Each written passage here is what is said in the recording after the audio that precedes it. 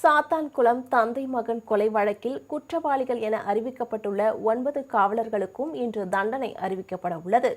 தூத்துக்குடி மாவட்டம் சாத்தான்குளத்தை சேர்ந்த ஜெயராஜ் மற்றும் அவரது மகன் பெனிக்ஸ் ஆகியோர் கடந்த 2020ஆம் ஆண்டில் காவல்துறையினரின் விசாரணையின் போது தாக்கப்பட்டதில் உயிரிழந்தனர். இந்த வழக்கின் முழு விசாரணையும் முடிவடைந்த நிலையில் கடந்த மாதம் 23ஆம் தேதி மதுரை மாவட்ட நீதிமன்ற நீதிபதி முத்துக்குமரன் கைதான 9 காவலர்களும் குற்றவாளிகள் என்று தீர்ப்பளித்தார். அவர்களுக்கான தண்டனை விவரங்கள் பின்னர் அறிவிக்கப்படும் என்றும், தண்டனை குறித்து மத்திய அரசின் சிபிஐ மற்றும் மாநில அரசின் நிலைப்பாட்டை அறிக்கையாக தாக்கல் செய்ய வேண்டும் என்றும் நீதிபதி உத்தரவிட்டிருந்தார். கடந்த 30ஆம் தேதி இந்த வழக்கு மீண்டும் விசாரணைக்கு வந்தபோது மத்திய மற்றும் மாநில அரசுகள் அறிக்கை தாக்கல் செய்ய கால அவகாசம் கோரின. இதன் காரணமாக வழக்கு இன்றைய தினத்திற்கு ஒத்திவைக்கப்பட்டது.